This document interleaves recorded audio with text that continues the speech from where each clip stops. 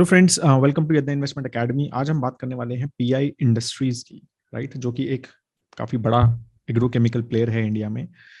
Phenomenal stock growth, overall profit growth, sales growth. I think mostly आप सभी इस company के बारे में थोड़ा बहुत देखा होगा, सुना होगा, राइट। तो आज डिटेल एनालिसिस करने वाले हैं कि एग्जैक्टली ये कंपनी करती क्या है, राइट, और फ्यूचर प्रोस्पेक्ट्स क्या हैं, राइट। बहुत ही इंटरेस्टिंग कंपनी है। It has change it's business model quite comprehensively in last 10 years actually, ठीक है ना। तो उसके बारे में बात करेंगे, ठीक है। और फ्यूचर प्लान्स भी काफी एग्रेसिव हैं, ठीक है। तो इसकी बारे में भी हम यहाँ पर डिटेल में डिस्कशन करेंगे, ठीक है। तो जैसा कि हम हमेशा करते हैं कि टू पार्ट्स में डिवाइड किया है वीडियो को, राइट। जिसमें फर्स्ट पार्ट जो है हमारा रहेगा, जिसमें हम बात करेंगे कंपनी के ओवरव्यू के बारे में, मार्केट के ओवरव्यू के बारे में और गवर्नेंस के बारे में, right. And the second part of the discussion will be on the financials and valuations. तो जैसा मैंने बताया था आपको कि काफी चेंज किया है इन्होंने लास्ट 10 years में, और आपको यहाँ पर माइलस्टोन्स में दिखेगा। Actually it was a more of A oil company, जो 1946 में काफी पुरानी ऑयल कंपनी थी, राइट। सारा जो मेजर चेंज है ना, वो 1992 से स्टार्ट हुआ, जब कंपनी ने अपना नाम पीआई इंडस्ट्रीज किया, राइट। यहाँ से they became more of A chemical and agrochemical company, and they started focusing on that, right. And it got listed also in 1993, right. Custom synthesis and manufacturing में focus किया, agrochemical first company to implement SAP in agrochemical space, ठीक है। और फिर जो है 2011 से basically things started changing a lot from them, कि ये एक डोमेस्टिक ओरिएंटेड कंपनी से चेंज होके दे have now become a export oriented player, ठीक है। तो वो बहुत ही डिफरेंट चेंज है, और उनका थॉट प्रोसेस भी अभी काफी एक as a export oriented CRAMS आप बोल सकते हैं, राइट, स्पेस में, या सीडीएमओ स्पेस जो बोलते हैं, राइट। तो उसमें they have entered from the agrochemical perspective, and now they want to expand that whole thought process of like जो है अपना मैन्युफैक्चरिंग एंड रिसर्च आउटसोर्सिंग जो होती है क्लिनिकल स्पेस में, राइट। उसमें they are basically want to enter into other spaces as well. Agrochemicals में now they are kind of a leader in that, at least from India perspective, right. तो अभी इनकी subsidiaries हैं जो कि India में है, जापान में है, लाइक रिसर्च है, R&D करते हैं। जापान में बिजनेस डेवलपमेंट एक्टिविटीज है, काफी सारा सेल भी होता है वहां पे, राइट। और जीवाग्रो करके इन्होंने कंपनी जो है वो एक अलग से क्रिएट किया है subsidiary, right, which is major into horticulture chemicals, right. जो मतलब फ्रूट्स वगैरह और इस टाइप के चीज़ों में केमिकल्स यूज होते हैं। एग्रोकेमिकल्स, एग्रोकेमिकल्स पता है ना आपको क्या होता है? एग्रोकेमिकल्स बेसिकली, अगर हम एक क्रूड लैंग्वेज में बोले, इंसेक्टिसाइड, पेस्टिसाइड्स, ये जो केमिकल्स होते हैं जो एग्रीकल्चर में यूज होते हैं, इंसेक्टिसाइड, पेस्टिसाइड्स वगैरह, उनको एग्रोकेमिकल्स मेजरली बोलते हैं। एग्रोकेमिकल्स, फर्टिलाइजर को भी एग्रोकेमिकल बोलते हैं, लेकिन पीआई के थॉट प्रोसेस के हिसाब से agrochemicals are basically insecticides and pesticides and herbicides, ठीक है। तो वो फोकस आप ध्यान रखिए, right. They have a joint ventures with Kumiai chemical industry in Japan as well. तो काफी जापान में काफी अच्छा बिजनेस है इनका, तो वहां पर कुछ subsidiaries they have opened up, ठीक है। दे हैव रिसेंटली एक्वायर्ड, मतलब not very recent but still 2-3 years back, Isagro agrochemical company, ठीक है। उसका Asia business they bought, its Italian company, ठीक है। And they are basically again a horticulture chemical बनाते हैं स्पेसिफिक, ठीक है। जिसका B2C side of the business they set separately उन्होंने एक सब्सिडरी बना दी, and they have also set up 2 separate subsidiaries in the pharma chemical space as well, ठीक है। अभी एग्रो केमिकल है, ये याद रखना, एग्रो में agriculture chemical. Now they are want to enter into pharma API business and chemical space. जो आप अगर एक रफ एस्टिमेट के हिसाब से बताएं तो जहां डीवीज या फिर लॉरस लैब्स टाइप की कंपनीज मतलब काम करती हैं, तो उस जगह पे they want to enter, right. From agrochemicals they want to move to being a pharma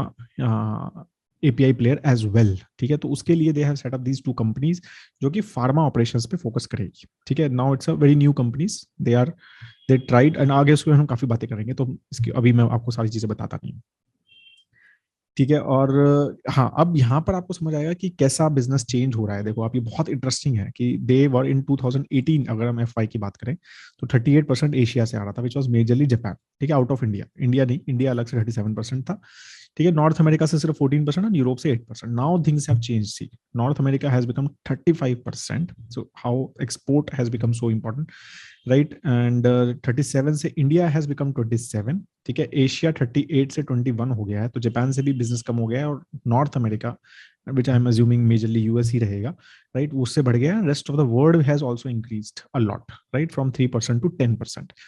तो कैसे बिजनेस जो है ज्योग्राफी चेंज हो रही है, it gives a lot of good feedback on it. ठीक है, तो डोमेस्टिक पे clearly things are moving little slower and export is the main focus clearly from here. ठीक है, API active ingredients based 74% business आता है, और फॉर्मुलेशन से 24% आता है. क्या होता है ये पता है आपको? एक्टिव इंग्रेडिएंट्स काफी फार्मा कंपनीज के मैंने वीडियोस बनाए हैं. Active ingredient is the main chemical, ठीक है, जो यूज होता है. फॉर्मुलेशन जो है उसको पूरा पैकेजिंग, फाइनल पैकेजिंग बनाना. मतलब अगर हम दवाई के केस में देखें तो जैसे पैरासीटामोल है, ठीक है, तो पैरासीटामोल क्रोसिन में पैरासीटामोल होती है. तो पैरासीटामोल का जो मेन मॉलिक्यूल है, राइट, जो चीज आपको आप लोगे तो जो आपको इम्पैक्ट करेगा, जो आपको ठीक करेगा, उसको बोलते हैं एक्टिव इंग्रेडिएंट. लेकिन अब वो डायरेक्टली ऐसे मॉलिक्यूल नहीं दिया जाता, उसके चारों तरफ काफी सारी चीजें, ताकि वो इजीली डिसॉल्व हो जाए, और बहुत सारी चीजें साथ में पूरा एक पैकेज बनता है. ठीक है, ताकि एक पर्टिकुलर क्वांटिटी में डलना चाहिए, वो सब चीजें होनी चाहिए, और फिर वो सारी चीजें उसको बोलते हैं फॉर्मुलेशंस. ठीक है, तो ये एक्टिव इंग्रेडिएंट जो है 74, तो API business is a 74% business for them, which is basically मतलब जैसे अगर हम, जैसे मैंने डीवीज में बोला था, लॉर्डस में बोला था, तो वो भी काफी एपीआई ओरिएंटेड बिजनेसेस हैं. तो एक्टिव इंग्रेडिएंट बनाते हैं, they must be selling that active ingredients to the other players across the world, और वो जो है फॉर्मुलेशंस बनाते होंगे. फॉर्मुलेशन 24% जो बिजनेस ये है, ये आई am assuming it will be majorly in India. तो इंडिया में क्योंकि they have quite a good distribution in the farmers and all those spaces, villages वगैरह में. ठीक है, तो वहां पर दे हैव डायरेक्ट डिस्ट्रीब्यूशन. ठीक है, तो वो जो है वो अपने नाम से, अपने ब्रांड के नाम से जेनेरिक प्रोडक्ट्स वगैरह, केमिकल्स जो है वो बेचते हैं इंडिया में. ठीक है ना, तो इंडिया में ऑब्वियसली एक्टिव इंग्रेडिएंट्स तो दूसरी कंपनी के पास जाएंगे, वो उसको फॉर्मुलेशन बनाएगा और फिर आगे बेचेगा. ठीक है, तो active ingredient is a completely B to B business. ठीक है, formulation can be B to B and B to C as well. मतलब डायरेक्ट फाइनल फॉर्मुलेशन बना के आप दूसरी कंपनी को भी बेच सकते हैं, वो उस पर ठप्पा लगा के अपनी कंपनी का आगे भी बेच सकता है. But mostly formulation business is B to C, right, direct to consumer, जिसने कंज्यूम करना है. तो ये डायरेक्टली फार्मर बिजनेस है, डायरेक्ट टू फार्मर. ये जो बिजनेस है ये बी टू बी है दूसरी कंपनीज को. तो जैसा मैंने बोला 27% जो ये इंडिया का बिजनेस है, ये मेजरली आप ये मान के चलो फॉर्मुलेशन बिजनेस है. रेस्ट ऑफ द बिजनेस जो है ये सारा हमारा एक्टिव इंग्रेडिएंट्स का बिजनेस है. ठीक है, अब अगर हम ओवरऑल ये चीजें देखो, अब ये भी बहुत इंपॉर्टेंट स्लाइड है कि जेनेरिक से कितना बिजनेस आ रहा है, इन लाइसेंस से कितना आ रहा है, और को मार्केटिंग से कितना आ रहा है, राइट. तो बेसिकली अगर हम डिफरेंस बताएं आपको, जेनेरिक तो मतलब जो ऐसे केमिकल्स, ऐसे एग्रोकेमिकल्स, ऐसे इंसेक्टिसाइड, हर्बिसाइड, फंजीसाइड, ठीक है, कि जो जिनका पेटेंट एक्सपायर हो गया है.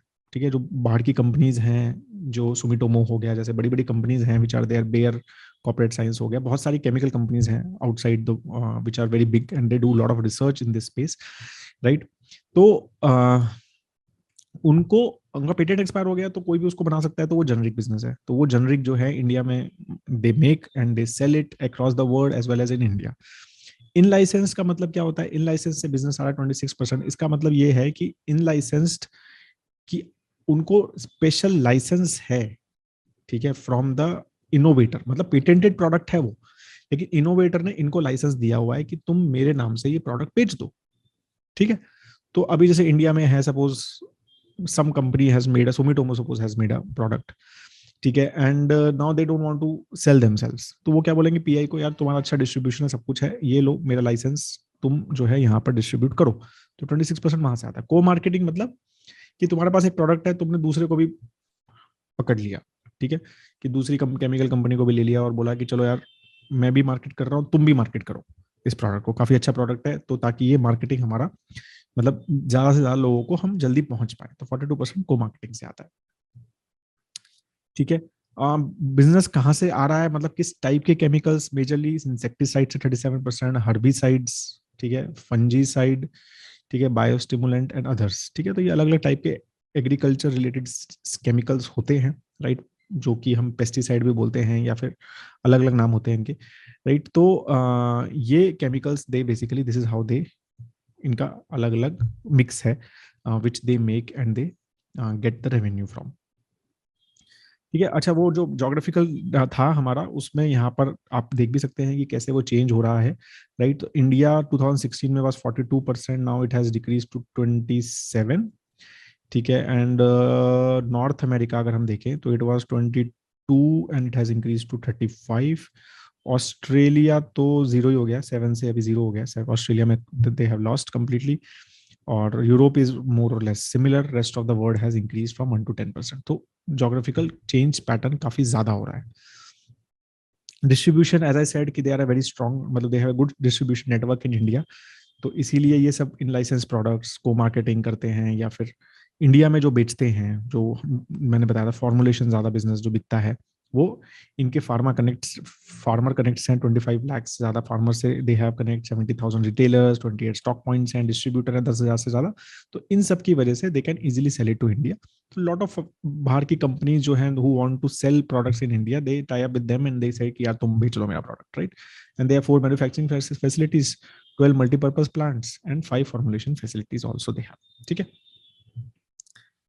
अब हम इनका जो बिजनेस, जैसे मैंने बताया कि डोमेस्टिक बिजनेस है एक, ठीक है, जो कि इंडिया स्पेसिफिक है, और एक जो ये बोलते हैं सीएसएम बिजनेस, राइट, जो कि मेजरली एक्सपोर्ट ओरिएंटेड बिजनेस है। तो उन दोनों में आपको डिफरेंस बताऊंगा कि क्या है। ठीक है, तो जो डोमेस्टिक एग्रीकल्चर बिजनेस है, वो in licensing of a newly launched वहां से बनाते हैं। तो वो हमने बात कर ली है कि इन लाइसेंस मतलब दूसरे का प्रोडक्ट यहाँ लिया, पेटेंटेड प्रोडक्ट, और वो यहाँ पर बेच दिया। तो ये मेजरली हाई मार्जिन प्रोडक्ट है, contribute 60% of the domestic revenue. ठीक है, कि भाई दूसरी कंपनी है, उनको नहीं बेचना, उन्होंने कहा है तुम बेच लो। को मार्केटिंग मतलब तुम दूसरों के साथ मार्केटिंग कर रहे हो, marketing the product, select branded generic, तो बाकी ब्रांडेड जेनरिक। तो ये 3 टाइप से ये यहाँ पर इंडिया में बेचते हैं, और उनका हमने शेयर भी देख लिया है, राइट, कि ये किस तरह से यहाँ पर शेयर है। Pi industries domestic agri business कैसे बढ़ रहा है? तो 378 जो है करोड़ से लेके अभी 1300 करोड़ के आसपास का ये जो है बिजनेस बढ़ गया है। It grew very well in the last 1 year. उससे पहले अगर हम देखें तो यहाँ से यहाँ तक, मतलब 2015 से 2020 तक इट वाज ऑलमोस्ट फ्लैट। ठीक है, and company has over the years reduce focus on domestic business. ठीक है, यहाँ लिखा भी यही है, क्योंकि एक्सपोर्ट ओरिएंटेड बिजनेस में इनको बिजनेस मॉडल ज्यादा समझ आ रहा है, वहां पर कंपटीशन भी कम है, और एंट्री बैरियर्स भी बहुत ज्यादा है, right. And we will talk about it in detail. And they have realise कि वो मतलब हाई मार्जिन बिजनेस भी है। ठीक है, तो इसीलिए they are shifting their business model a lot towards CSM, मतलब export oriented businesses rather than domestic. ठीक है, सो डोमेस्टिक पे फोकस उनका यही है कि यार ठीक है, हम काम कर रहे हैं ग्लोबल कंपनीज के साथ, उनका कोई प्रोडक्ट इन लाइसेंस करना है, हाँ यहाँ पर इंडिया में बेचना है तो हम बेच देंगे, राइट। ज्यादा कुछ मेहनत अभी इनको नहीं करनी है। ठीक है, तो वो सारी चीजें, कुछ कुछ इनके प्रोडक्ट्स हैं, nominee gold which was I think 2011 में लॉन्च हुआ था इंडिया में, and it work very well for them. ठीक है, तो it was very very famous product in मतलब फार्मर्स के अमंग इन एग्रीकल्चर सेक्टर। तो इस तरह से अभी इन्होंने अब किया है, तो ये इनको लग रहा है कि this will be a big product as well in India. ठीक है, तो मतलब बिजनेस मॉडल इंडिया में तो जेनरिक बिजनेस मॉडल बेस्ड, मतलब फार्मा का जैसे पता होता है आपको कि भाई मोस्टली क्या रहता है कि ज्यादा आर एंड डी में स्पेंड मत करो। जो बाहर की कंपनीज हैं, उन्होंने उनके जो प्रोडक्ट्स हैं which have got expired, patent expire हो गया है, उनको हम जो है शिफ्ट कर देते हैं, मतलब उनका जेनरिक प्रोडक्ट बना के इंडिया में बेच देते हैं। तो मोस्टली सभी कंपनी ऐसे ही करती हैं, तो इनका भी मेजरली वही है, प्लस इन लाइसेंस करते हैं। ठीक है, थोड़ा सा डिफरेंस जो करा है इन्होंने, जैसे मैंने बताया कि इन लाइसेंसिंग का जो है in partnership with foreign manufacturers, और उनका मॉलिक्यूल जो है एक्सेस ले लेते हैं। ठीक है, उसको इंडिया के हिसाब से थोड़ा ट्वीक करते हैं उस मॉलिक्यूल को, और फिर उन कंपनी को बोलते हैं कि मैं भाई यहाँ पर बेचूंगा उस, क्योंकि पेटेंटेड प्रोडक्ट है तो कोई और बेच नहीं सकता, तो मैं ही बेचूंगा सिर्फ। तो इस तरह से दे गेट गुड, मतलब एक तो मतलब एक्सक्लूसिविटी मिल जाती है, प्रोडक्ट अगर अच्छा है तो फार्मर्स यूज कर जाते हैं, और आप कोई प्रोडक्ट मार्केट में आ ही नहीं सकता क्योंकि पेटेंट है, तो वो सारी इनको बेनिफिट मिल जाता है। ठीक है, तो इस तरह से इन्होंने डिफरेंट डिफरेंट ये प्रोडक्ट्स जो हैं लॉन्च किए हुए इंडिया में। नॉमिनी गोल्ड जैसे मैंने बताया था, ये 2010 में लॉन्च हुआ था, और अभी अवकिरा इन्होंने लॉन्च किया है। तो डिफरेंट ऐसे ऐसे डिफरेंट प्रोडक्ट्स जो हैं अलग अलग केमिकल कंपनीज के साथ लॉन्च करते रहते हैं, एंड दे डू वेल। ठीक है, अब हम बात करते हैं एक्सपोर्ट जो इनका सीएसएम बिजनेस है। ठीक है, तो अभी ये बिजनेस कैसे काम करता है, तो बेसिकली आपको मैं थोड़ा समझाता हूँ कि यहाँ पे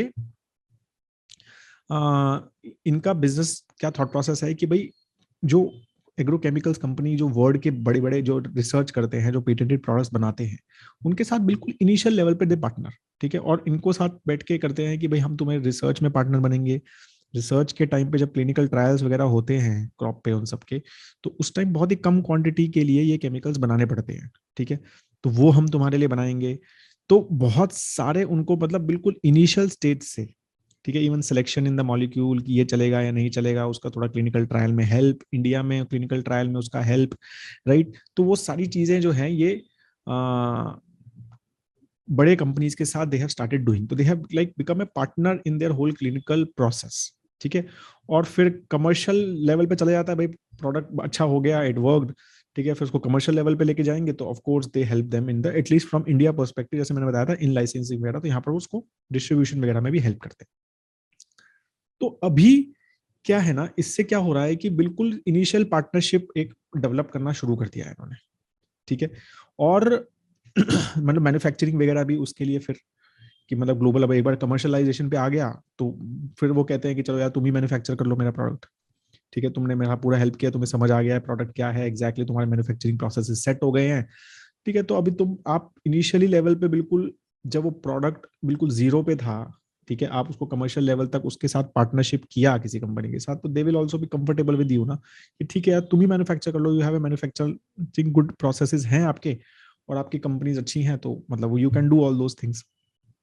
तो वो चीज नाउ दे हैव स्टार्टेड, तो they that work has worked very well for them, मतलब बेसिकली, ठीक है। तो अभी क्या रहता है ना, हर मॉलिक्यूल, हर जो केमिकल मॉलिक्यूल, जब मैं बोलता हूँ तो वही है कि जैसे फार्मा में है ऐसे ही एग्रीकल्चर में है, राइट। तो हर मॉलिक्यूल जो पेटेंट के लिए आता है या इनोवेटिव प्रोडक्ट बन के आता है और उसका ट्रायल होते हैं, तो उसके लिए मोस्टली ये केमिकल कंपनीज क्या करती हैं, ये दो प्लेयर्स को पार्टनर करती है, ठीक है, कि भाई क्योंकि एक तो ये पेटेंटेड प्रोडक्ट्स होते हैं, तो they can not partner too many companies, कि ऐसा नहीं है कि भाई बहुत सारी कंपनीज को पार्टनर कर लिया और फिर वो पेटेंट ही मतलब बेसिकली सबको पता चल गया और फिर वो कॉपी हो गया और वो चला खत्म ही हो गया पेटेंट का फायदा, क्योंकि बहुत ही इनिशियल लेवल पे होता है। तो इसीलिए they mostly partner with companies which they can trust, they know कि हाँ यार ये जो है हमारा पेटेंट लूज नहीं करेंगे, ये इन्फॉर्मेशन बाहर नहीं लेके जाएंगे, ठीक है, और ये हमें हेल्प करेंगे पूरा प्रोसेस में। तो वो चीज में ये दे हैव नाउ मतलब बिकम वेरी स्ट्रांग। तो अब आप देखोगे ना, 18 out of top 20 global innovators in agrochemicals are partner with them, ठीक है, which is a very strong moat. ये सबसे बड़ा मोट है इस कंपनी का, आप मान के चलो, राइट।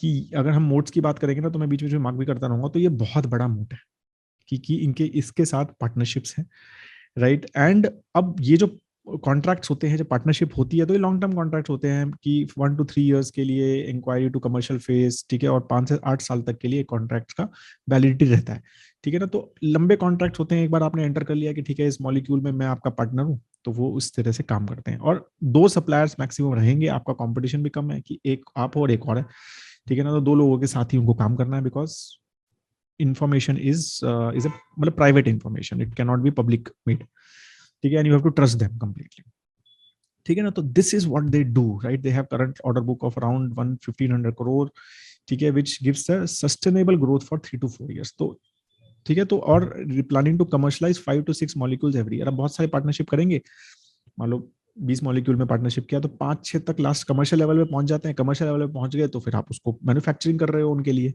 जब तक वो पेटेंट है, तो फिर मैन्युफैक्चरिंग में आप पैसा कमा रहे हो, राइट। तो आप इनिशियली भी उनको सर्विस दे रहे हो क्लिनिकल ट्रायल के टाइम पे, ट्रायल्स के टाइम पे, और फिर हम लास्ट में मैन्युफैक्चरिंग में भी पूरा, तो एक full you are a complete partner of the big R&D company. अब इसमें क्या है कि एक तो उनको टेंशन नहीं है, मतलब यू आर मतलब आप एक प्योर क्या कहते हैं डिफरेंशिएशन दे पा रहे हो ना, मतलब ऐसा नहीं है कि इन केमिकल कंपनी को लग रहा है अरे यार नहीं नहीं ये तो अपना प्रोडक्ट बना लेगा इंडिया में बेच देगा, तो वो इन्होंने नहीं किया है, राइट। तो दे आर वेरी क्लियर कि अगर हम आपका प्रोडक्ट बेचेंगे इंडिया में, तो वो इन लाइसेंसिंग करके ही बेचेंगे, और बाकी हमारा कोई डिस्ट्रीब्यूशन सेटअप है नहीं आउटसाइड इंडिया ज्यादा, तो हम डिस्ट्रीब्यूशन जो भी है वो इंडिया में ही है, बाकी तो हम आपके लिए प्रोडक्ट बना के आपको बेचेंगे, आप खुद डिस्ट्रीब्यूट करो। तो वैसा थॉट प्रोसेस इनका है, राइट, ठीक है ना। तो अब यहाँ से देखो, तो ये है, यहाँ से focus on early stage novel molecules पे फोकस करते हैं प्री लॉन्च में, ऑन पेटेंट ग्रोइंग, फिर ऑन पेटेंट मेच्योर, फिर ऑफ पेटेंट, जब ऑफ हो गया तो फिर जेनरिक प्रोडक्ट्स बना के उसको इंडिया में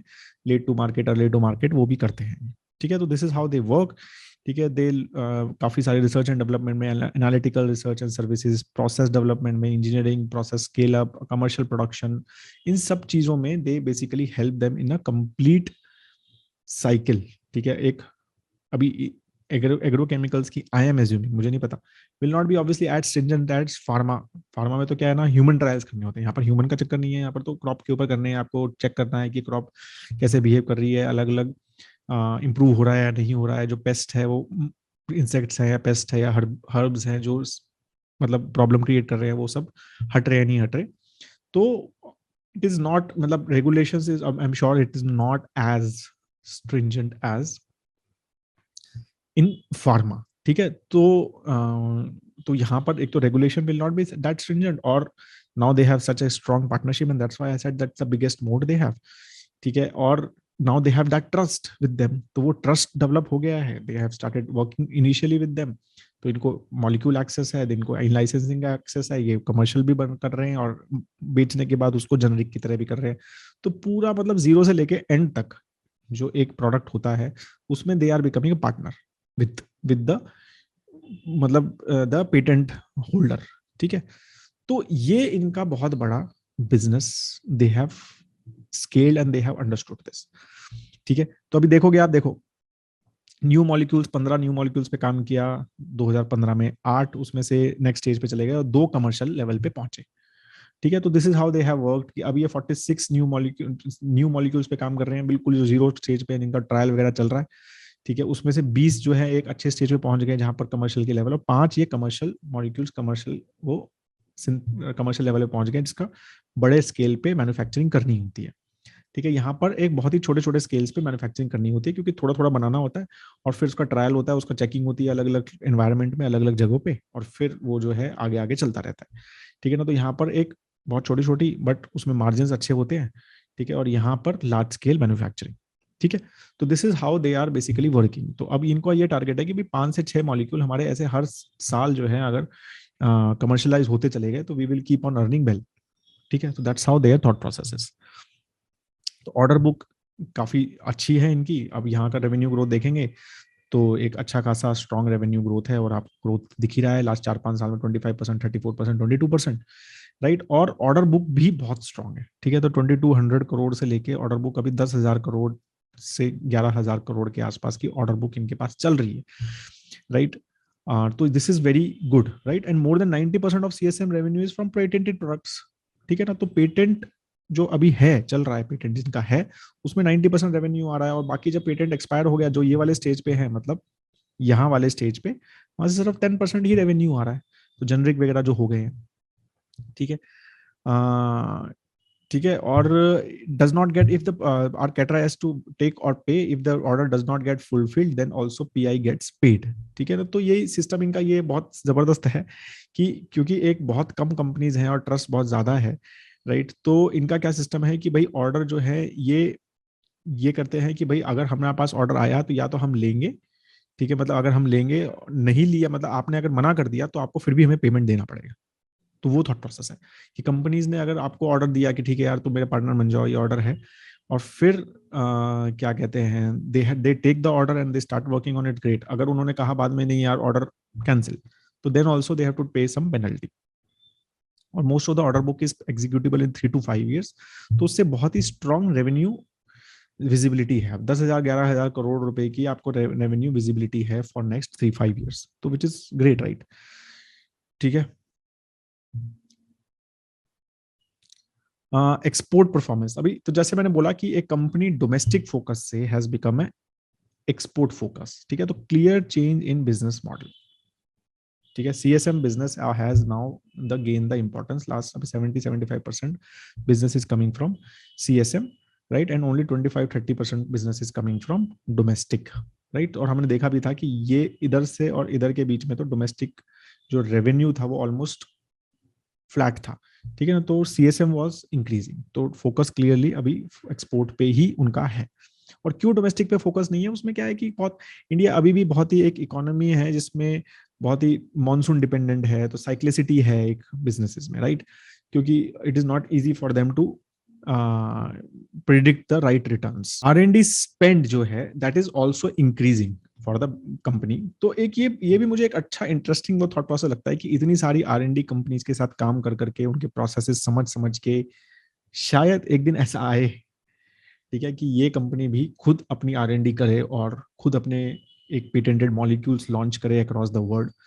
ठीक है, तो व्हाई नॉट. ठीक है, and I am sure that मतलब इनको जितना समझ मतलब since they are partner of other companies from initial stages. तो जब भी अभी तो they are growing very well and they are doing very well. ठीक है, they don't I am sure they will not want to break that cycle and that trust कि अगर खुद करेंगे तो लोगों का यार ये तो हमसे कॉपी करके कर रहे हैं, तो वो सब आई एम श्योर ये नहीं करना चाहेंगे. लेकिन एक ऐसा टाइम कभी अगर ऐसा आए कि यार they are not too many molecules in the patent और काफी ज्यादा जो है कंपनीज जो है वो नए मॉलिक्यूल्स नहीं आ रहे हैं और पुराने ही ज्यादा चल रहे हैं, जैसे फार्मा में हो रहा है ऐसा. ठीक है, तो उस स्टेज पे since a company understands these processes very well, so can they do the R&D themselves and can do the whole cycle of product launch themselves और उसको वर्ड ग्लोबली कर सकते हैं क्या? I don't know. मतलब मैं ये अपने तरफ से बोल रहा हूँ. I am sure they can do it but they are not, because वो स्टार्ट होने के बाद इनका CSM बिजनेस पे इम्पैक्ट होता है क्योंकि वो ट्रस्ट पे खत्म हो जाता है. ठीक है ना, तो they may not want to do it right now but I think that's on the card. मतलब they know that now how to do this, right. तो अगर हम देखेंगे तो R&D में इनका जो स्पेंड है जो करोर्स में या परसेंटेज ऑफ रेवेन्यू में वो 3% के आसपास है, which is not bad for Indian company. ठीक है, ठीक है, उसमें से मेजरली रेवेन्यू एक्सपेंस मतलब सैलरीज वगैरह में जो पेमेंट है वही ज्यादा है और कैपिटल एक्सपेंसिव जो है वो 60 करोड़ 50 करोड़, फिर यहाँ पर 20-30 करोड़ रुपए इन्होंने 20-25 करोड़ रुपीज इन्होंने स्पेंड किया था इन 2020. ठीक है ना, तो it is not a bad investment. मतलब they are doing research and development but it is I think majorly for the other clients. ठीक है ना, तो वो मेजरली लग रहा है मुझे कि ये अपने प्रोसेसेस को इम्प्रूव करने के लिए और अपने टेक्नोलॉजी में इम्प्रूव करने के लिए ही ज्यादा वहां पर स्पेंड हो रहा है. I don't think their focus is currently too much on creating new molecules for by themselves. ठीक है, एटलीस्ट मैंने नहीं देखा कहीं पढ़ा हुआ ये चीज. ठीक है ना, तो एंट्री बैरियर्स जो हैं ये मेरे को लगता है कि काफी स्ट्रांग हैं इनके बिजनेस में. ठीक है, और तो उसकी वजह से इनको काफी बेनिफिट है because as I said just 2 companies एक कंपनी कर रही है तो ऑलरेडी इनके 18 कंपनीज में से 20 कंपनी के साथ रिलेशनशिप है, तो वो चीजें एंट्री बैरियर दूसरी कंपनीज के लिए काफी ज्यादा है, राइट. रिस्क क्या है कि top 5-6 product contribute 50-60 to 6% sale. तो जिस पे 5-6 प्रोडक्ट्स जो है उन पे मेजरली वहां से पैसा कमा रहे हैं. Products going off patent leads to entry of generic players. ठीक है ना, तो अभी एक पेटेंट्स अगर कम हो गए, ज्यादा पेटेंट्स नहीं हुए, राइट, तो फिर उसका वो प्रॉब्लम होता है. जैसे अभी नॉमिनी गोल्ड ने 2010 में लॉन्च किया था, राइट. 2017 तक तो उसको इनको दे अर्न वेल और देखा ना, हमें 2017 16 17 के बाद इनका डोमेस्टिक सेल भी बिल्कुल फ्लैट हो गया. तो वो क्योंकि नॉमिनी गोल्ड जो है वो एक पेटेंट एक्सपायर हो गया और 30 जेनरिक प्रोडक्ट्स मार्केट में आ गए उसके. ठीक है ना, तो उसकी वजह से कॉस्ट भी कम हो गया, मार्जिन भी कम हो गया, सब कम हो जाएगा, जेनरिक प्रोडक्ट आ गए, तो इसकी वजह से उनको ग्रोथ पे इम्पैक्ट हुआ. ठीक है, क्योंकि that was the main product which they were earning in India. तो अब they have launched other products but वो उस लेवल पे पहुंचे तो ना, वो वाली बात है. तो वो रिस्क हमेशा इनके साथ रहेगा at least from the domestic market जहां पर इनका डिस्ट्रीब्यूशन अपना है. बट जिस तरह का इनका CSM बिजनेस है वो मुझे लगता है कि इट्स मोर स्टेबल, राइट. क्योंकि उसमें पार्टनरशिप काफी सारी कंपनीज के साथ हैं और किसी का प्रोडक्ट अच्छा कमर्शियल लेवल पे पहुंच गया तो किसी ना किसी का तो पहुंचेगा टाइप्स. मतलब दैट्स द उम्मीद यू हैव, राइट. अभी ये एक चीज है थोड़ी सी नेगेटिव जो चीज है, थोड़ी बात करें, बहुत अच्छी अच्छी बातें कर ली. ठीक है ना, कि तो they have basically absorption of imported technology, monomethyl hydrogen की कुछ टेक्नोलॉजी, फिर absorption of flow chemistry lab and fluorine chemical synthesis. तो इसमें क्या है ना कि ये काफी बार इनके अलग अलग हमने एनुअल रिपोर्ट्स पढ़े, तो ये क्या है ना, ये सब टेक्नोलॉजीज इन्होंने काफी FY18 में आई थी और इन्होंने कहा था कि हम इसको मतलब स्टार्ट करने वाले हैं और इसकी एक्सपर्टीज लेने वाले हैं, स्टार्ट करने वाले हैं. बट अभी तक अगर हम इनकी एनुअल रिपोर्ट पढ़ें तो it is still under process and expected to commission, work in progress, right, the work of setting up facility in undertaking. तो मतलब ये ना 3-4 साल से चल ही रहा है, राइट. तो और हर बार ये बोलते हैं कि ना ये होने वाला है, ये अगले साल हो जाएगा, ये क्वार्टर देखो, ये ऑल्टरनेटिव बाय ईयर एंड 2021 में, फिर इन्होंने कहा कि नहीं FY22 में, फिर यहाँ बोला Q2Q मतलब Q2 FY21 में, फिर बोला नहीं नहीं नहीं Q2 FY22 में करेंगे। तो काफी सारी चीजें इनके लैप्स भी हो रहे हैं, राइट। अब वो उसका थॉट प्रोसेस क्या है कि ठीक है बिजनेस अच्छा चल रहा है, सब कुछ अच्छा चल रहा है, तो अभी कहाँ इन सब चीजों पे ध्यान दें, कस्टमर एक्विजिशन और इसी चीज पे ज्यादा ध्यान देते हैं, तो आई डोंट नो, बट ये हो रहा है।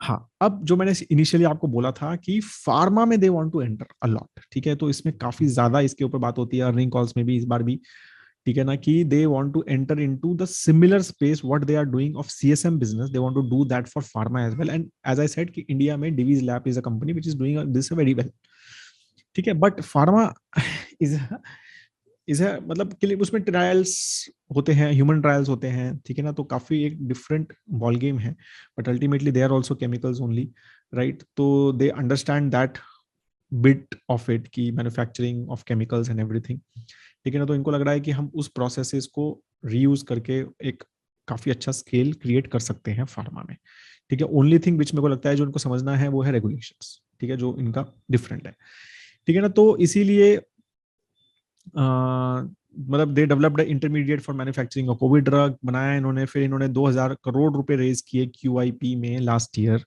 ठीक है, तो जिसका इन्होंने क्लियरली थॉट प्रोसेस दिया था कि हम फार्मा कंपनीज को एक्वायर करने वाले हैं या उसमें फॉर करने वाले हैं, तो उसके लिए हमें पैसा चाहिए, ठीक है ना, तो दे हैव क्या कहते हैं, मतलब 2 सब्सिडरीज भी बना ली, मैंने इनिशियली आपको बताया था, राइट। तो इन्होंने जून 2021 में इंड स्विफ्ट करके एक कंपनी है इंडिया की, उसका क्या कहते हैं फार्मा में उसको एक्वायर भी कर लिया था, right, but it was called off, ठीक है, क्योंकि उन्होंने कुछ बोला कि भाई इंड स्विफ्ट को हमने कुछ काम मतलब बोला था ये चीजें करनी है, but they couldn't do it, so now we are calling off that acquisition, ठीक है। तो इन्होंने क्लियरली ये थी चीज बोली है कि भाई हमारा 20% revenue by 2025 will be from the pharma intermediaries, ठीक है, तो मतलब ये बोल रहे हैं एग्रोकेमिकल से we want to enter into this space, ठीक है, इन और 20% हमारा रेवेन्यू यहाँ से आएगा, ठीक है ना। तो अब इसमें अब आप सोचो ये अपॉर्चुनिटी भी है काफी बड़ी, क्योंकि pharma obviously is a much bigger market, मेरे ख्याल से ऑलमोस्ट 5 times और may be 10 times of the agrochemical market pharma है, ठीक है, और तो वो काफी बड़ी मार्केट है और they have some expertise in this space, now they understand CSM business very well, तो इनको समझ रहा है कि वो मैन्युफैक्चरिंग कैसे करनी है, कस्टम सिंथेसिस कैसे करना है, मैन्युफैक्चरिंग कैसे करना है, तो केमिकल वर्ड पे ये समझ रहे हैं। अब है सारा गेम रेगुलेशन का, तो वो अब ये दे आर ट्राइंग, जैसे मैंने बताया कोविड ड्रग में they have done it, so they are trying to do those things as well, and that's why they want to acquire some pharma company so that they can understand that process very well, और वो उसको लेके और अपनी manufacturing प्रोएस को use करके और अपने प्रोसेसेस को यूज करके they want to enter into pharma space and maybe compete with Divi's and other companies in this space as well, ठीक है ना। तो अब वो एक रिस्क भी है, और एक क्योंकि रिस्क ये है कि competition will be much much higher in pharma, right, and they are much bigger very big players in India which are there, ठीक है। और दूसरा रिस्क ये है कि रेगुलेशन का काफी एक डिफरेंस थॉट प्रोसेस रहेगा, राइट, तो विच इनको अगर वो समझ गया और वो मतलब they can manage that, so that can be a big opportunity for them, so it's a big opportunity with risk associated। तो फोकस फ्यूचर आउटलुक डोमेस्टिक पे तो पोर्टफोलियो डाइवर्सिफिकेशन पे है, they knew products launch plan है इनके, ठीक है। अब कीरा जो इन्होंने नया प्रोडक्ट लॉन्च किया है तो उसमें काफी मतलब दे आर थिंकिंग कि काफी बड़ा होगा हमारा। सीएसएम में 6 new molecules plan in commercialise FY22 में, ठीक है। 1 मल्टीपर्पज प्लांट जो है वो कमीशन Q2 में एक्सपेक्टेड है, और ऑर्डर बुक अभी भी अच्छी है। Strategic initiatives acquisition of API intermediate business की रीनेगोशिएशन कर रहे हैं उस डील का। केपेक्स प्लान है 168 करोड़ का टिल सितंबर 2021, ठीक है, और maintain original guidance of greater than 15% revenue growth in FY22, so revenue growth एक बहुत ही अमेजिंग इनकी एक्सपेक्टेड है, राइट। और ये बहुत इंपॉर्टेंट है, aspects overall asset turn off 2.4 to 2.5x, तो ये बहुत सही चीज important, again very important point, कि अगर 100 करोड़ रुपए इन्वेस्ट करते हैं तो दे एज्यूम कि उसका 2.4 to 2.5x, ठीक है, ये उसको कन्वर्ट कर सकते हैं बहुत जल्दी। 100 करोड़ को 2250 करोड़ का रेवेन्यू दे कैन इजिली, मतलब दे एक्सपेक्ट कि वो हम कन्वर्ट कर सकते हैं उस एसेट को, तो which is very good, right. और कुछ जेवीज किए हैं इन्होंने बायोकेमिस्ट्री में, बायोकेमिकल एनेबल्ड फार्मास्यूटिकल इंग्रेडिएंट्स में, right, and they have also एक है ना इलेक्ट्रॉनिक केमिकल करके कॉन्सेप्ट है, तो वहां पर भी, और इवन क्या कहते हैं स्पेशलिटी केमिकल्स में भी दे have basically they have started pouring into, मतलब उसमें भी ध्यान दे रहे हैं। इलेक्ट्रॉनिक केमिकल मतलब जो इलेक्ट्रॉनिक्स हमारे जो फोन्स वगैरह में बहुत सारे केमिकल्स यूज होते हैं उसके काफी सारे पार्ट्स में, राइट? तो उसमें भी they are basically thinking, they are planning to enter, and they are planning to also focus a lot on the speciality chemicals part of the things, which is जो मुझे लगता है कि ज्यादा एक लाइक टू लाइक है, और उसमें मतलब रेगुलेशन का ज्यादा चक्कर नहीं है, और क्या कहते हैं, but I am sure competition बहुत होगा उसमें, राइट? तो वो एक स्पेस में they also want to enter, but pharma में भी they also want to, because pharma में क्या है ना, इंडिया में Indians understand that space because काफी सारी प्लेयर्स हैं ऑलरेडी। तो वो स्पेस आई थिंक उनको एक कंफर्ट है कि यार यहाँ पर कोई ना कोई अच्छी कंपनी इंडिया में मिल जाएगी, एक्वायर कर लूंगा और वहां पर एंट्री जो है मैं इजीली कर लूंगा। बट ये इलेक्ट्रॉनिक और स्पेशलिटी केमिकल स्पेस जो है वो बहुत बड़ा है, राइट? और उसमें नीश डेवलप करना will be little tough for them. ठीक है, तो पॉजिटिव्स काफी सारे दिख ही रहे हैं। डिफरेंशिएटेड बिजनेस मॉडल है, partnership with foreign manufacturer, low dependence on domestic agri business, तो उस पर ज्यादा, जो कि साइक्लिकल बिजनेस है, बहुत ज्यादा मानसून पे डिपेंडेंट है।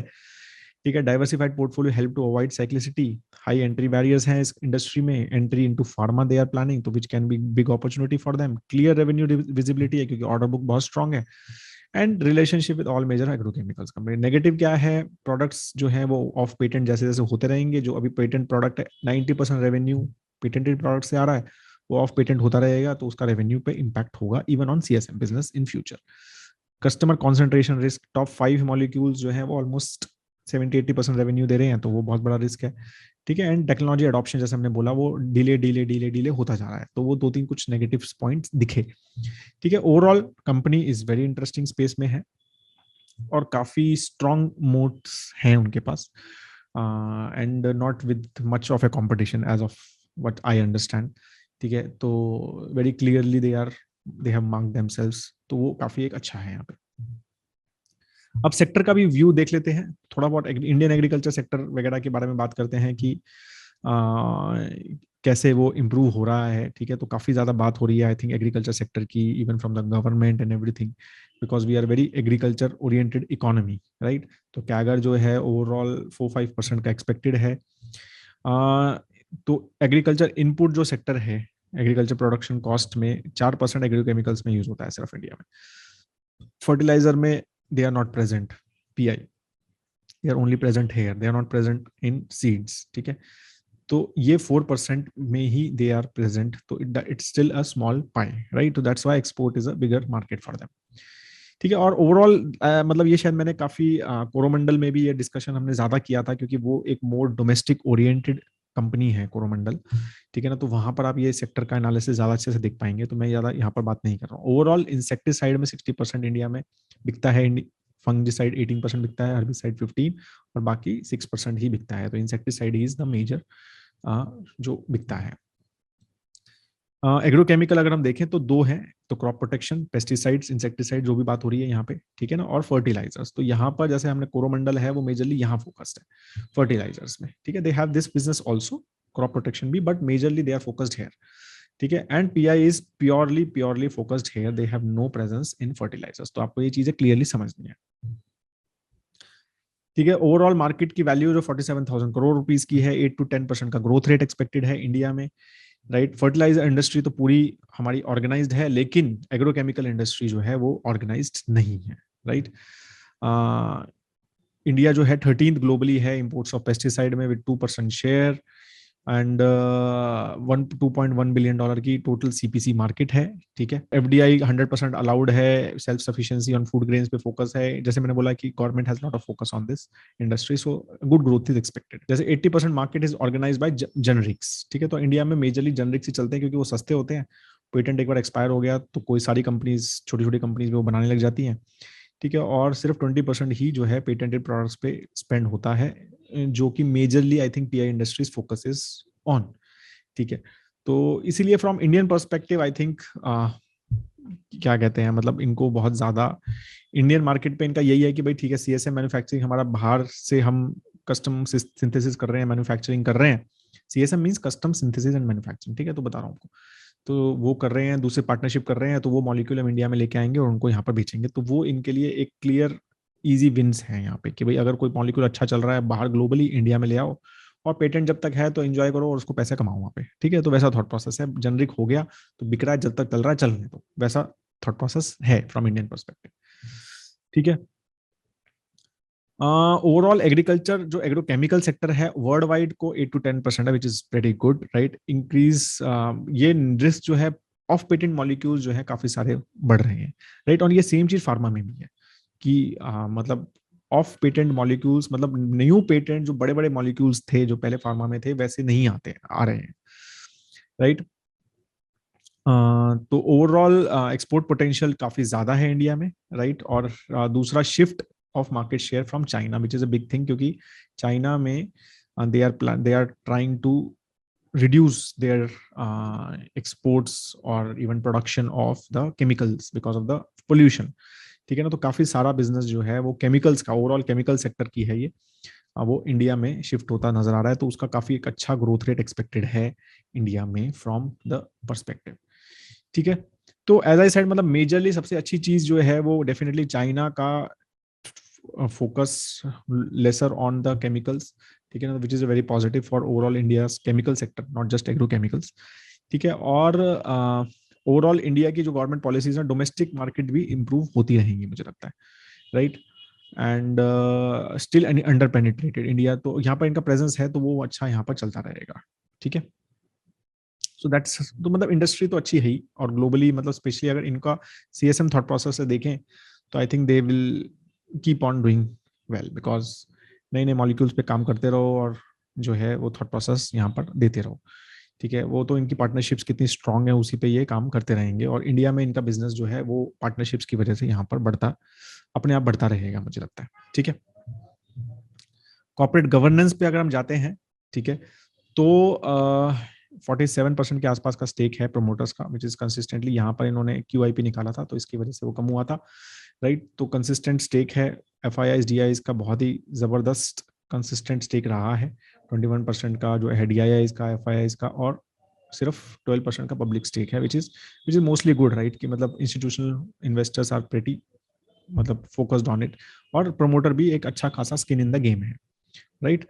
तो which is I think very good. Insurance companies का 4%, म्यूचुअल फंड्स का 13% है, उसमें से FIs 20% है और अदर 16% है, ठीक है। इंस्टीट्यूशन होल्डिंग जो सबसे बड़ी है, एक्सिस, UTI का इंडेक्स निफ्टी ETF है, Kotak equity hybrid, ICICI life, prudential life, small cap world fund और HDFC लाइफ का एक अच्छा खासा यहाँ पर स्टेक आ रहा है।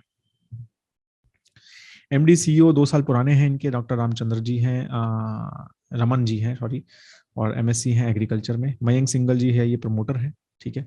तो he is the vice chairman and MD, एंड Naresh Kapoor ji and other people are there. तो ये CFO हैज रिसेंटली चेंज्ड, ठीक है।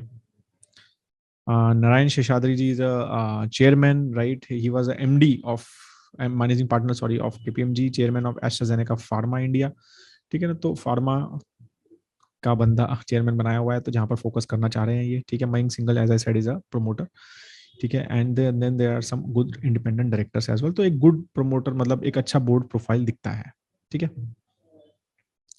और ओवरऑल हमें जो कॉर्पोरेट गवर्नेंस के कुछ ऐसे इश्यूज नहीं नजर आए, ठीक है। सैलरीज भी 4 crore rupees, which I think was very decent, right. Nothing major I found here.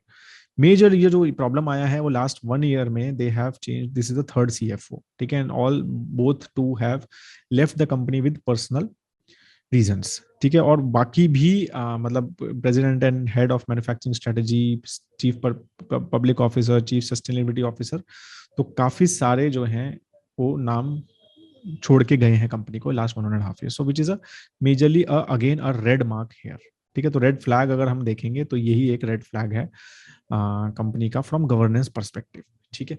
तो ये क्या है, क्या रीजन है, क्या नहीं है, मतलब अर्निंग कॉल में बात हुई तो दे साइड कि नहीं नहीं वी आर वेल स्टाफ्ड, हम सब ठीक है, कुछ ऐसा नहीं है। वो एक इशू पर्सनल रीजन की वजह से सब गए हैं, बट इतने सारे लोग पर्सनल रीजन की वजह से जा रहे हैं तो एकदम थोड़ा सा एक वो होता है, ठीक है।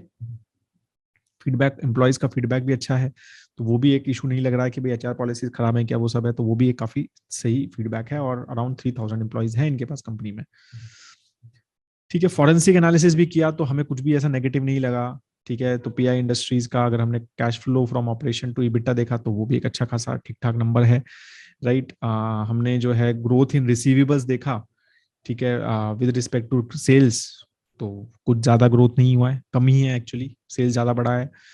इंक्रीज इन ऑडिट फीस जो है वो उस हिसाब से बढ़ी है जितना रेवेन्यू बढ़ा है, तो which is also pretty good. Contingent liabilities is just 7 to 8% है मोस्टली अगर हम देखेंगे with respect to the net worth. ठीक है, तो मतलब ज्यादा कोई केसेस वगैरह ऐसा कुछ ज्यादा मेजर इशू नहीं चल रहे हैं कंपनी में कंटिंजेंट लाइबिलिटीज के. ठीक है, तो वो भी कुछ इशू नहीं लगा. ठीक है, और कोई ऐसी मेजर अदर इनकम है क्या कि जो ऑपरेटिंग इनकम नहीं है, तो सिर्फ 3% है अदर इनकम, और वो भी उससे कम ही है एक्चुअली. तो विच इज मेजरली, तो which is a good practice right, कि अदर इनकम में डाल देते हैं काफी सारी चीजें, तो उसमें लगता है कि पता नहीं ये आएगा नहीं आएगा, तो मेजरली सब कुछ ही ऑपरेटिंग इनकम है विच इज अ गुड. तो ओवरऑल फोरेंसिक एनालिसिस में भी दे आर प्रेटी गुड. ठीक है, तो नेगेटिव तो मेजरली सिर्फ यही है कि CFOs ने किया और कुछ कंपनीज के टॉप मैनेजमेंट ने रिजाइन किया, but as such there is nothing at all negative. ठीक है ना, तो गवर्नेंस में अभी तो ग्रीन ही रखा है, इस पे हम we will keep on focusing and will keep on reviewing this. So that is all I have on the part 1 of PI industries. I hope you liked it. If you have any question please do write in the comment section below. ठीक है, काफी interesting company है, काफी growth oriented company है. अच्छा, एक और चीज यहाँ बता देता हूँ कि सबसे अच्छी चीज जो हमने यहाँ पर समझी वो एग्रेशन है. ठीक है, कि भाई हम फार्मा में भी एंटर कर रहे हैं, हम इलेक्ट्रॉनिक्स केमिकल में भी एंटर कर रहे हैं, हम स्पेशलिटी केमिकल में भी कर रहे हैं जी, मतलब जो CSM बिजनेस है उसमें भी ज्यादा से ज्यादा फोकस है. ठीक है, डोमेस्टिक बिजनेस को भी छोड़ नहीं रहे हैं, ऐसा नहीं है छोड़ रहे हैं, उसमें भी ग्रोथ तो दिख ही रही है. लास्ट 1-1.5 साल में तो अच्छी ग्रोथ दिखी है उसमें राइट. तो वहां पर भी मॉलिक्यूल्स लॉन्च हो रहे हैं, वहां पर भी डिस्ट्रीब्यूशन बढ़ रहा है. तो एक बहुत एग्रेसिव कंपनी है. ठीक है, तो हम जैसे मैनेजमेंट की बात करते हैं, मैं काफी बार गवर्नेंस में बोलता हूँ कि there are 2 type of governance, और actually 3 type of governance. One is bad governance, one is good governance but not non aggressive governance. मतलब प्रैक्टिसेस अच्छी हैं, सब अच्छा है, कुछ ऐसा इशू नहीं है, लेकिन एग्रेशन नहीं है. ठीक है, ग्रोथ का मतलब they don't want to grow too much. यहाँ पर थर्ड है, तो they have a decently good governance plus they have lot of aggression to grow as well. And then there is a fourth also कि bad governance but lot of aggression. ठीक है, वो भी आता है. ठीक है, but they are in a good sweet spot from the governance perspective I think and from the aggression perspective. तो एक हाई ग्रोथ कंपनी है फॉर श्योर. ठीक है, क्लियरली मार्केट अपॉर्चुनिटी भी बड़ा है और काफी फोकस कर रहे हैं नई नई चीजें में डाइवर्सिफाई करने में और नई नई अपॉर्चुनिटीज ढूंढने में. और ये दिखाया है इन्होंने 7-8 साल में एक डोमेस्टिक मतलब CSM बिजनेस को कहां से कहां लेके गए, और उसकी वजह से ही मेजर ग्रोथ है. तो they have shown that and they want to do that in the pharma space now and some other chemical space as well. So ये चीज इन्होंने प्रूव करी है एक बार, अभी सेकंड टाइम करेंगे क्या, थर्ड टाइम करेंगे क्या, और सेकंड टाइम कर ली तो फिर पिडीलाइट बन जाएंगे या एशियन पेंट्स बन जाएंगे राइट. तो वो चीज हमें समझना है. So I hope that you liked it. If you have any question, please do write in the comment section below. Have a great time ahead. Part 2 के साथ जल्दी ही आऊंगा. जय हिंद.